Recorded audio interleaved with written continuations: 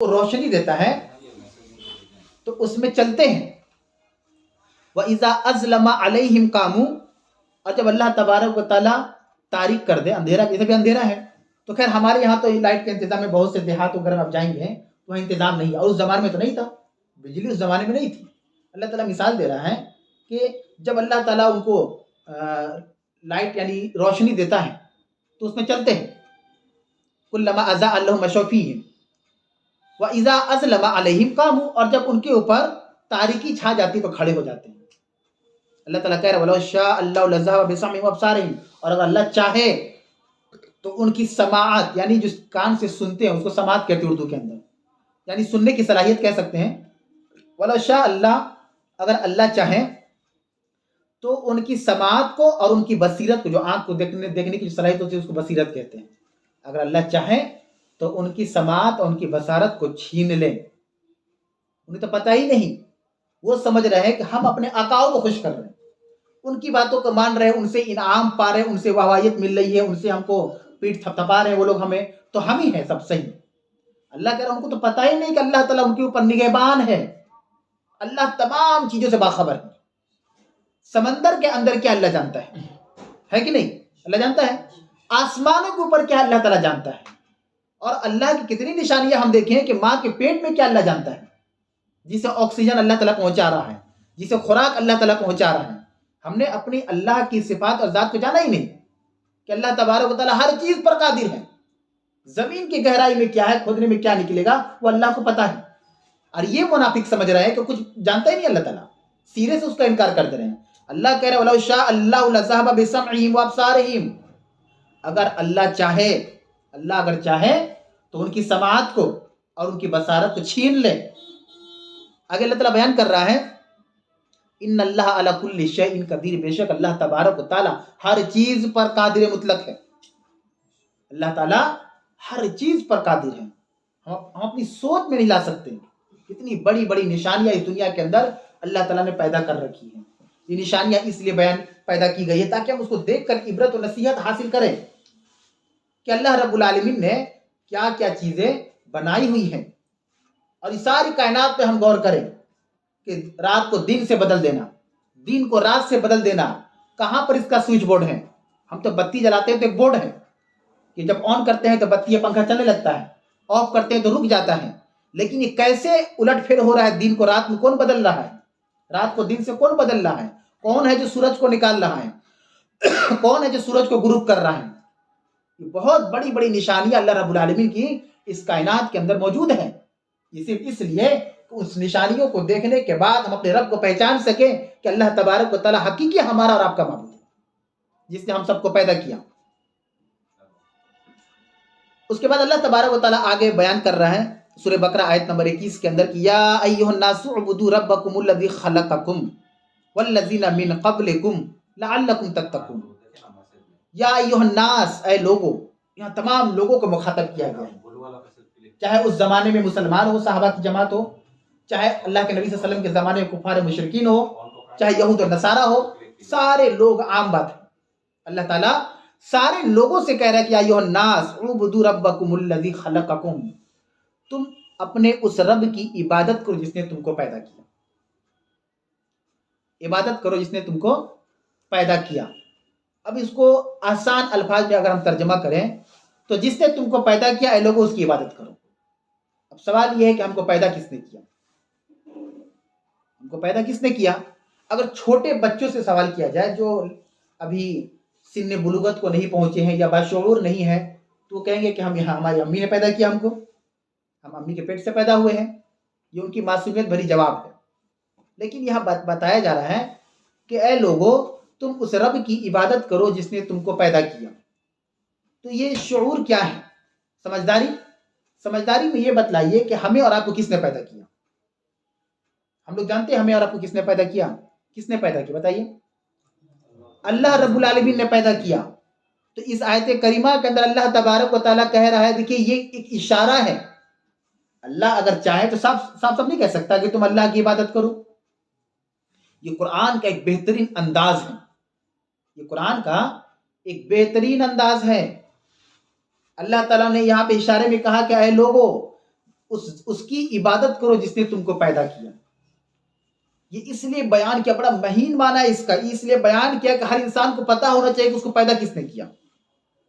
ہر مسلمان کو یہ پتا ہونا چاہیے کہ اس کو پیدا کس نے کیا، چونکہ یہاں لوگ ناس مخاطب ہیں، عام لوگ، کوئی بھی ہو سکتے ہیں، چاہے مسلمان ہو سکتے ہیں، چاہے کافر ہو سکتے ہیں، چاہے مشرک ہو سکتے ہیں، چاہے کوئی بھی ہو سکتے ہیں، عیسائی ہو سکتے ہیں، یہودی ہو سکتے ہیں. اللہ تعالیٰ سب سے کہہ رہے ہیں پہلے تم یہ بتاؤ کہ تم کو پیدا کس نے کیا. ظاہر سی بات ہے اللہ رب العالمین نے پیدا کیا، معنی ایک ہی نکل رہا ہے، مفہوم ایک ہی نکل رہا ہے، جانکاری یہی آ رہی ہے کہ اللہ تعالیٰ نے ہم تمام لوگوں کو پیدا کیا. جب اللہ نے ہمیں پیدا کیا تو عبادت اس کی کرنی ہے، یہی اللہ بیان کرنا چاہتا ہے. اب اس میں دو باتیں نکل کے آتی ہیں. ایک بات یہ کہ ہم حقیقت سے روبرو ہوں گے کہ ہر مسلمان جانتا ہے کہ ہمیں اور آپ کو اللہ نے پیدا کیا، اور اگر ہم نہیں جانتے ہیں اور ہمیں لگ رہا ہے کوئی اور پیدا کیا، جیسے عیسائی نعوذ باللہ عیسیٰ علیہ السلام کو خدا مانتے ہیں، ان کو لگتا ہے انہوں نے پیدا کیا، یہودی موسیٰ علیہ السلام کو مانتے ہیں، ان کو لگتا ہے وہ پیدا کیا. تو اللہ کہہ رہا ہے کہ پہلے تم جانو حقیقت کو. یہ علم کو بڑھاوا دینے کا طریقہ ہے کہ ہم جانے پہلے کہ ہمیں پیدا کس نے کیا. اور اللہ تعالیٰ نے یہی پہ بات ختم نہیں کی، آگے اللہ رب العالمین بیان کر رہا ہے یا ایھا الناس اعبدوا ربکم الذی خلقکم والذین من قبلکم. اے لوگو تم اس رب کی عبادت کرو جس نے تم کو پیدا کیا اور تم سے پہلے کے لوگوں کو پیدا کیا. یہ دیکھیں انداز قرآن مجید کا. اس سے ایک ثبوت اور ایک بات کو پتہ چلتا ہے کہ روز اول سے یعنی حضرت آدم علیہ السلام کی جو تخلیق ہوئی، پہلے انسان تھے آدم علیہ السلام، اور ان سے لے کر قیامت کی صبح تک جو لوگ دنیا کے اندر پیدا کیے جائیں گے، ان سب کا پیدا کرنے والا اللہ رب العالمین کی ذات ہے. ان سب کو اللہ نے پیدا کیا ہے، اور جو ہمارے بعد بھی پیدا ہوں گے ان سب کو بھی اللہ ہی پیدا کریں گے، کوئی اور نہیں کر سکتا.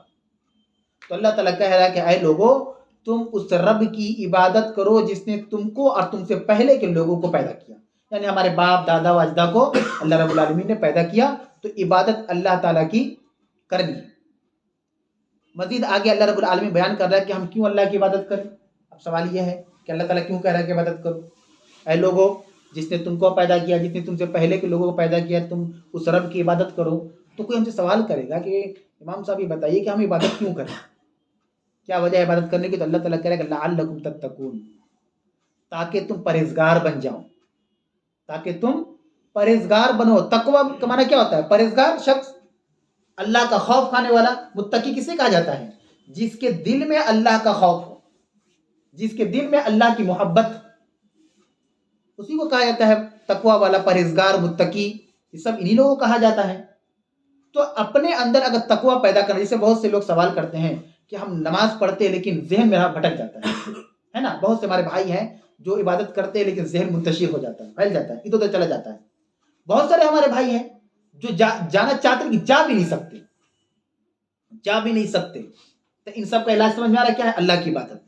آپ اللہ کی بات کرنا شروع کر دیں. شروع میں کٹھن ہوگا، مشکل لگے گا، آسان نہیں ہوگا، لیکن کرتے کرتے جب کرنے لگیں گے تو یہ تقوی آپ کے دل میں آ جائے گا، اللہ کا خوف آ جائے گا آپ کے دل میں. اور جو ہی اللہ کا خوف آپ کے دل کے اندر پیدا ہوا تو یہ اللہ کا خوف کیسے پیدا ہو رہا؟ اللہ کی عبادت سے. اور ہم نے اسی کو چھوڑ دیا.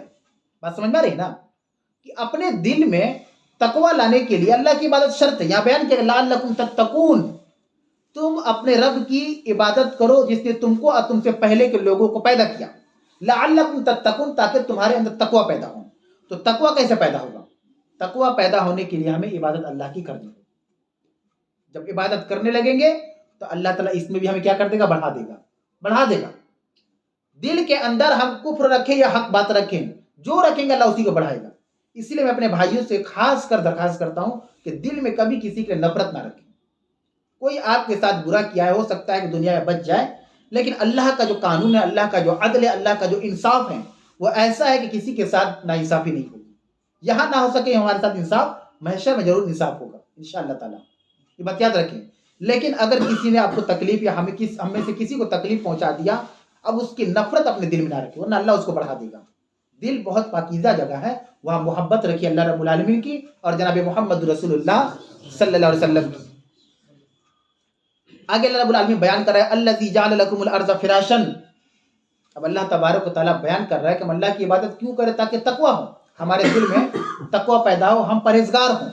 اللہ تعالیٰ بیان کر رہا ہے الذی جعل لکم الارض فراشا، وہ رب، وہ اللہ جس نے تمہارے لیے زمین کو فرش بنایا. یہ زمین کو فرش کس نے بنایا؟ اللہ نے. ایک معلومات ہوئی, دنیا تو اللہ نے پیدا کیا, اسی میں ساری بات ختم ہو گئی. اب چاہے فرش ہو یا عرش ہو, سب تو اللہ نے پیدا کیا. لیکن اللہ ایک ایک چیز کو بیان کر رہا کھول کھول کے. اللہ کہہ رہا ہے کہ الذی جعل لکم الارض فراشا, وہ اللہ جس نے تمہارے لیے زمین کو فرش بنایا. کتنے آرام تم لوگ بیٹھے ہوئے ہیں, یہ بھی ایک اللہ کی نعمت ہے. اگر نعمت تلاش کرنا چاہیں تو گن ہی نہیں پائیں گے ہم لوگ, کتنی نعمتیں اللہ نے دے رکھا ہے. ہم لوگ کتنے آرام سے بیٹھ رہے ہیں, چل رہے ہیں, پھر رہے ہیں, سو رہے ہیں. یہ فرش اللہ تعالیٰ نے زمین کو فرش بنایا ہمارے اور آپ کے لیے. مزید آگے اللہ بیان کر رہا ہے السماء بناء, اور اللہ تعالیٰ نے آسمان کو ہمارے لیے چھت بنایا. چھت کو اللہ تعالیٰ نے آسمان کو چھت بنایا ہمارے لیے, اور اسی سے انجینئر نے دماغ لے لیا. اللہ ہی کی نشانیوں میں اب تلاش کریں گے تو کتنی بڑی بڑی نشانی نکل جائیں گی. آج جو گھر میں ہم لوگ بیٹھے ہوئے ہیں, یہ فرش ہے اور یہ چھت ہے, تو یہ انجینئر کے دماغ میں بات کیسی آئی؟ اس نے بہت ریسرچ کیا ہوگا, بہت مطالعہ کیا ہوگا, بہت غور و خوض کیا ہوگا, اور دیکھ رہا ہے کہ یہ آیت کریمہ پہ جب اس کی نظر پڑی ہوگی تو اس کو پتہ چلا ہوگا کہ اللہ نے زمین کو فرش بنایا اور آسمان کو چھت بنایا, تو ہم بھی دنیا کے اندر ٹیمپورری گھر بنا سکتے ہیں اس کے ذریعے سے. سمجھ میں آ رہی بات کہ قرآن کیسی کتاب ہے. اللہ کہہ رہا ہے کہ الذی جعل لکم الارض فراشا والسماء بناء, اللہ ہی وہ ہے جس نے تمہارے لیے زمین کو فرش بنایا, والسماء بناء, اور آسمان کو چھت بنایا, وانزل من السماء ماء فاخرج به من الثمرات رزقا لکم. بہت اہم آیت ہے.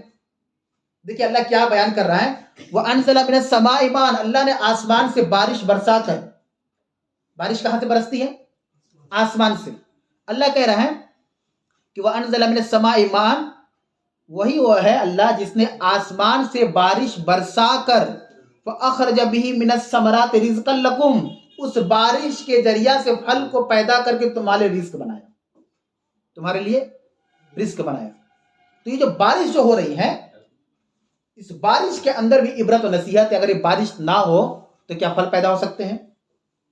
آپ دیکھیں کسانوں سے ملیں گے جو لوگ کھیتی باڑی کرتے ہیں, ان کی زندگی میں بارش کی کیا اہمیت ہے. لیکن ایک مقدار میں, حد سے زیادہ بارش نہ ہو, ہر چیز کا ایک مقدار ہے. یہاں مقدار ہی کی بات ہو رہی ہے, اقلیت یا اکثریت کی بات نہیں ہو رہی ہے. کیا اللہ تعالیٰ بیان کر رہا ہے کہ وہی وہ اللہ ہے, وہی رب, وہی ذات ہے جو تمہارے لیے آسمان, یہ ہمارے لیے کہا جا رہا ہے. الفاظ پہ غور کیجئے کہ اللہ ہمارے لیے بارش کو نازل کر رہا ہے تاکہ وہ بارش برس کر پھل پیدا ہو جائے جو ہمارے روزی روٹی کا ذریعہ بنے. ہمارے لیے کیا بنے؟ روزی روٹی کا ذریعہ بنے. دیکھیے اللہ نے ہمیں پیدا کیا اور ہمارے روزی کا انتظام بھی کر رہا ہے. اب اس میں دو باتیں ہیں کہ جب آسمان سے بارش نازل ہوتی ہے تو یہ بارش ہماری روزی کا ذریعہ بنتا ہے. پھل سے مراد کھانے پینے کے فروٹس بھی ہو سکتے ہیں, یا دال چاول گیہوں بھی ہو سکتے ہیں, ساری چیزیں ہو سکتی ہیں, سب اس میں شامل ہیں. ثمرات کا لفظ آیا ہوا ہے, ثمر کا مطلب ہوتا ہے پھل, اس کی جمع آتی ہے ثمرات. اور اردو میں بھی ہم لوگ الفاظ استعمال کرتے ہیں کہ اگر آپ محنت کریں گے تو آپ کا ثمرہ اچھا ہوگا, یعنی پھل اچھا ملے گا آپ کو. تو اللہ نے وہ ذات ہے جس نے تمہارے لیے زمین کو فرش بنایا, جس نے آسمان کو چھت بنایا, جس نے آسمان سے بارش نازل کر کے تمہارے لیے پھل اگا کر رزق لکم, تمہارے روزی کا انتظام کر دیا, رزق بنا دیا. اب اس میں دو باتیں ہیں. عام طور پر بد عقیدگی کی ایک مثال یہ بھی ہوتی ہے کہ ہمارے جب بارش ہونے لگتی ہے تو عورتیں کہتے ہیں کہ اللہ کو کیا ہو گیا, اتنا بارش برسا رہا ہے, کام ہی نہیں ہو پا رہا ہے, ایک کام نہیں کر پا رہے ہیں. ابھی گھر پہنچ کے نکلے پھر بک گیا, ابھی آنگن پہنچے پھر بک گیا, ہے نا. اس طرح کا الفاظ استعمال کرتے ہیں ہم لوگ. تو ہم اپنے گھروں کے اندر بھی اصلاح کریں کہ نہیں آپ ایسا نہ بولیں. جو بارش نازل ہو رہی ہے نہ صرف آپ کی روزی ہے نہ ہماری روزی ہے, پوری دنیا کے انسانوں کے لیے روزی کا ذریعہ اللہ نے بنایا اس کو. تو اس پر آپ اللہ کا شکر ادا کیجئے. اور اب دیکھیں کہ اس سال بارش بہت کم ہوئی, بہت سی کھیتی کا سیزن نکل چکا, بہت سے کسان مایوس ہیں, بہت سے کسان رو رہے ہیں, بارش ہی نہیں ہوئی. ان کو چاہیے تھی, پانی کی ضرورت تھی, لیکن بارش نہیں ہو پائی. تو اللہ تعالیٰ کہہ رہا ہے کہ اس نے آسمان سے پانی کو نازل کر کے فَأَخْرَجَ بِهِ مِنَ الثَّمَرَاتِ رِزْقًا لَكُمْ, اسی سے پھل نکال کے تمہارے لیے روزی کا انتظام کیا. فَلَا تَجْعَلُوا لِلَّهِ أَنْدَادًا وَأَنْتُمْ تَعْلَمُونَ. اللہ تعالیٰ ایک درخواست کر رہا ہے. ہم لوگ جسے درخواست کرتے ہیں آپس میں کہ امام صاحب تھوڑا سا اور اچھے انداز میں بتائیے, سمجھ میں نہیں آ رہا ہے, تھوڑا سا اور سہل آسان الفاظ استعمال کیجیے, زیادہ پیور اردو استعمال نہ کریں, سب کو نہیں سمجھ پائے گا. اور بالکل آپ کا مطالبہ صحیح, ہماری کوشش بھی ہوتی ہے کہ ایک دم لوکل زبان میں بات کی جائے تاکہ آپ کو سمجھ میں آ جائے, مقصد سمجھانا ہے. تو اللہ تعالیٰ بھی ایک درخواست کر رہا ہے ہم لوگوں سے, لیکن اس کا مطلب یہ نہیں کہ اللہ کو ہماری ضرورت ہے, نہیں, ہم سب کو اللہ کی ضرورت ہے. اللہ کسی کا محتاج نہیں, یہ ہمارے رب کی شان ہے کہ اللہ کسی کا محتاج نہیں. اللہ کہہ رہا ہے فلا تجعلوا للہ اندادن، پس تم اللہ کے لیے اس کا شریک کسی کو نہ بنانا. سمجھ رہے ہیں کتنا بہترین انداز قرآن مجید کا کہ اس پہ ہم لوگ قربان ہو جائے. فلا تجعلوا للہ اندادن، کہ میرے بندو کسی کو شریک مت بنانا کہ بارش اللہ کے علاوہ بھی کوئی برسا سکتا ہے. میرے بندو کسی کو شریک میرا مت بنانا کہ کوئی اور بھی ہے جو بارش برسا کر اس سے پھل نکال کر ہمارے روزی کا انتظام کر دے. میرے بندو میری ذات صفات میں کسی کو شریک مت کرنا، میں اکیلا ہوں. فلا تجعلوا للہ اندادا وانتم تعلمون، تم جانتے ہو، جبکہ تم جانتے ہو کہ اللہ ایک ہے.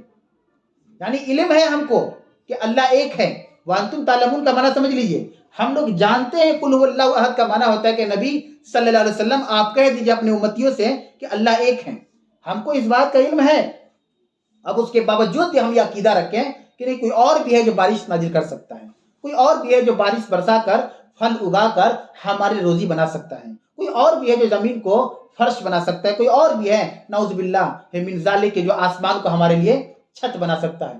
اللہ تعالیٰ اتنی بڑی بڑی اور عظیم نعمتوں کا تذکرہ کرنے کے بعد کیا بہترین اور خوب انداز بیان کرتے ہوئے کہتا ہے فلا تجعلوا للہ اندادا وانتم تعلمون، میرے بندو تم اس میں کسی کو میرا شریک مت ٹھہرانا جبکہ تم جانتے ہو کہ صرف اللہ ہی کر سکتا ہے اور کوئی نہیں کر سکتا. یہ اتنی بہترین اور بڑی بات اللہ رب العالمین اس آیت کریمہ کے اندر بیان کر رہا ہے. یہ آج تک کا درس ہوا سورہ بقرہ آیت نمبر 22، 15 سے 22، اور اس کے اندر بہت ساری باتیں بیان ہوئی. منافقین کا بھی تذکرہ ہوا، اللہ رب العالمین کی کئی چھوٹی بڑی نشانیوں کا بھی تذکرہ ہوا، اور ساری باتیں آپ کے سامنے بیان کی گئی. اب یہاں سے اگر کوئی بات نہ سمجھ میں آ رہی ہو جو آج کے درس کے اندر بیان ہوا، چاہے مردوں میں سے یا خواتین اسلام میں سے، تو آپ لوگ سوال کریں. خواتین سے میری خاص درخواست ہے کہ آپ لوگ بھی پوچھا کریں، شرمائے نہیں. کوئی چیز آپ کو سمجھ میں نہیں آ رہی، ہم کو کیسے پتا آپ کو سمجھ میں آیا کہ نہیں آیا؟ اگر سمجھ میں آ رہی تو الحمدللہ، اگر نہ بھی اگر سمجھ میں آ رہا پوچھنا چاہ رہی ہیں تو آپ اس کو لکھ سکتی ہیں. ٹائپنگ کا سسٹم ہے نا واٹس ایپ پہ، تو آپ ٹائپ کر کے بھیج دیجئے. ابھی ہم لوگ بیٹھے ہوئے ہیں، آپ کو اس کا جواب دے دیا جائے گا. لیکن آپ لوگ پوچھیں، پوچھنے سے مسائل حل ہوتے ہیں، کلیئر ہوتا ہے. نہیں پوچھنے سے تذبذب کا شکار رہیں گے کہ اس کا معنی کیا وہ ہو سکتا ہے کہ یہ ہو سکتا ہے. اسی لیے آپ لوگ سوچ لیں اور سوال کریں.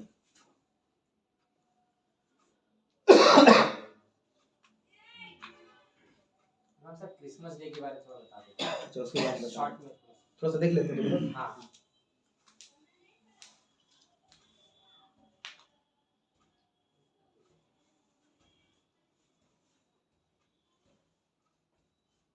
سب سے پہلے یہ ہے کہ آپ لوگوں کو بوریت تو نہیں نہ ہوتی ہے درس کے اندر؟ کہ اس کا بھی علاج ہے، ایسی بات نہیں ہے کہ اتنی زیادہ نہ کر دیا جائے کہ آدمی اکتا جائے. اس لیے کہ انسان کی فطرت میں اکتاہٹ ہے، وہ سب کے ساتھ مسئلہ ہے. تو اگر کوئی رائے ہو تو ضرور آپ لوگ دیجیے، آپ کا رائے بہت قیمتی ہے. کیا ہے چاند بھائی؟ آپ لوگوں کی رائے بڑی قیمتی ہے کیونکہ آپ لوگ یہ آرگنائز کر رہے ہیں، آپ لوگوں کی بہت بڑی محنت ہے اس میں. اور اللہ سے ہم دعا بھی کرتے ہیں آپ لوگوں کے لیے کہ اللہ قبول کرے اس کو، بس صرف اللہ کے بارگاہ میں قبول ہو جائے محنت.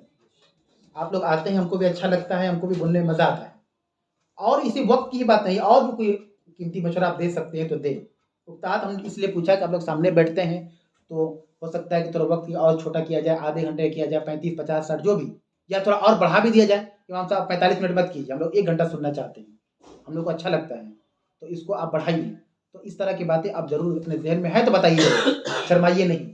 اور کوئی چیز نہ سمجھ میں آئے تو ضرور پوچھیے، کیونکہ ہم دیکھیے ہم بالکل کوشش کرتے ہیں کہ زیادہ پیور اردو نہیں استعمال کرنا ہے.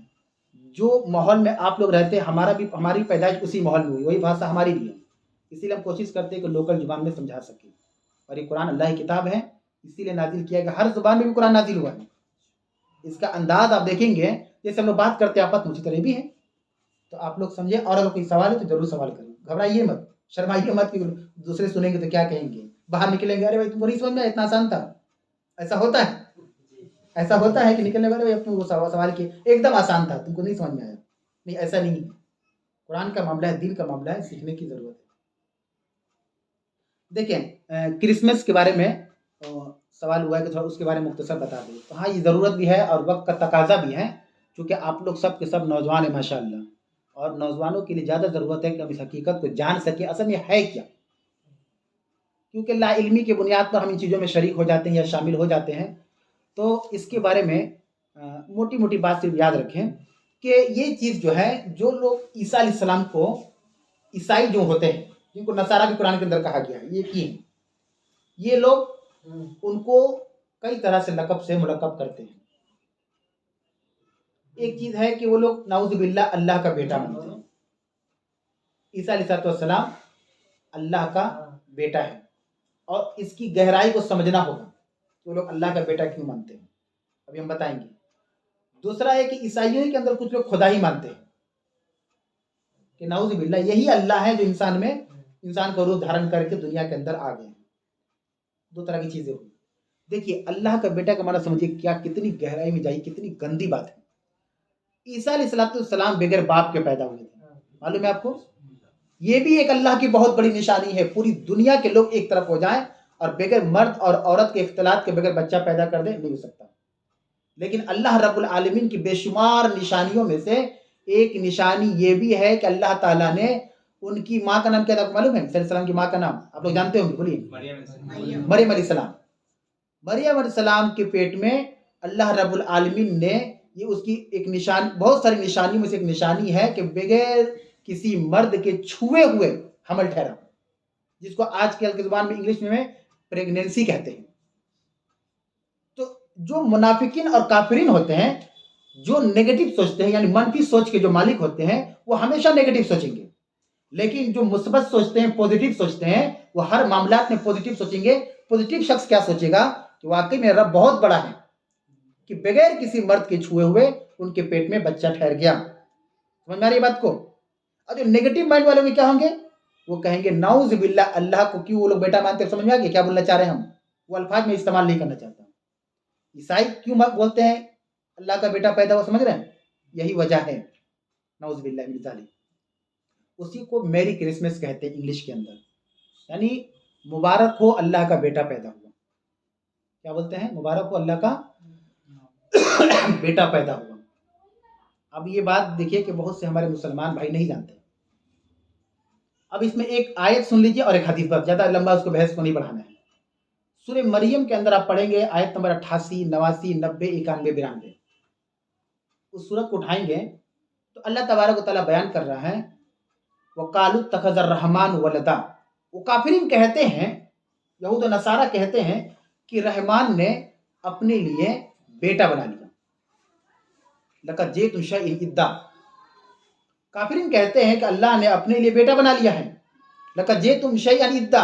अल्लाह कह रहा है ये बहुत भारी बात है, ये बहुत भारी बात है। तकादुस समावात यतफत्तरन मिन्हु, करीब है कि आसमान फट जाए इससे। वो जो लोग कहते हैं कि अल्लाह का बेटा पैदा हुआ, मेरी क्रिसमस का माना क्या होता है? आप देखेंगे हमारे बहुत सारे नौजवान मुसलमान भाई स्टेटस में लगा चुके हैं, सुबह से लगाए हुए हैं, एक दूसरे को मुबारकबाद दे रहे हैं। माना नहीं मालूम उनको कि वो क्या लगाए हुए हैं। वो कह रहे हैं कि अल्लाह का बेटा पैदा हुआ। और सूरह इखलास में क्या है? कुल हुवल्लाहु अहद अल्लाहु समद। ऐ नबी कह दीजिए कि अल्लाह ताला एक है, अल्लाह बेनियाज है। लम यलिद व लम यूलद, ना वो किसी का बेटा है ना उसका कोई बेटा। बस समझ में आ रही है? हम लोग क्या लगा रहे हैं लाइल्मी की बुनियाद पर? अल्लाह ताला कह रहे हैं सूरह मरियम के अंदर कि तकादुस समावात यतफत्तरन मिन्हु, करीब है कि आसमान फट जाए, वल अर्द तनशक्कु, जमीन फट जाए, और पहाड़ जो है उखड़ जाए अपनी जगह से।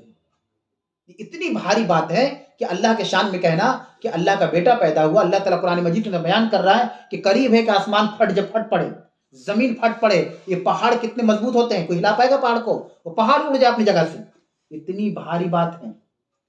रहमान का कोई लड़का नहीं है। अल्लाह ताला एक है, कुल हुवल्लाहु अहद, अल्लाह एक है। बात समझ में आ रही है? ये क्रिसमस का माना क्या होता है? कितना ये भयानक माना है इसका कि एक मुसलमान कभी भी इसको इस्तेमाल नहीं कर सकता। अब आइए हदीस की तरफ। हदीस के अंदर सही बुखारी की रिवायत है कि हदीस के रावी हज़रत अबू हुरैरा रज़ी अल्लाह तआला अन्हु हैं। वो बयान करते हैं कि अल्लाह के नबी सल्लल्लाहु अलैहि वसल्लम ने बयान किया कि अल्लाह ताला फरमाता है, इसको हदीस कुदसी कहते हैं। जिस हदीस के अंदर अल्लाह के नबी सल्लल्लाहु अलैहि वसल्लम अल्लाह की तरफ मंसूब कर दें उसको हदीस कुदसी कहा जाता है। अल्लाह ताला बयान करता है, फरमाता है कि इब्ने आदम ने मुझे झुटलाया, हालांकि उसका हक नहीं था।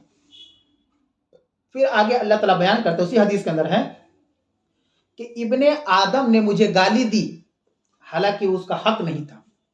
अब देखिए सहाबा पे एक बात तारी हो गई کہ کوئی اللہ کو بھی گالی دے سکتا ہے, جھٹلا تو سکتا ہے. اللہ کو جو مانتے مسلمان, جو نہیں مانتے غیر مسلم ہے, چاہے کوئی بھی ہو, تو وہ جھٹلا رہا ہے اللہ کو کہ نہیں ہم نہیں مانیں گے. تو یہاں تک تو بات سمجھ میں آ رہی ہے. اللہ تعالیٰ کہتا ہے کہ ابن آدم نے مجھے جھٹلایا. کیا جھٹلایا ابھی بھی سن لیجیے. ابن آدم یہ کہتا ہے کہ اللہ تعالیٰ پہلی پیدائش انسان کی کرنے کے بعد دوبارہ پیدا نہیں کر سکتا. ابن آدم کیا کہتا ہے, جیسے ہم لوگ ابھی ہے نا, اصل شکل صورت میں ہے,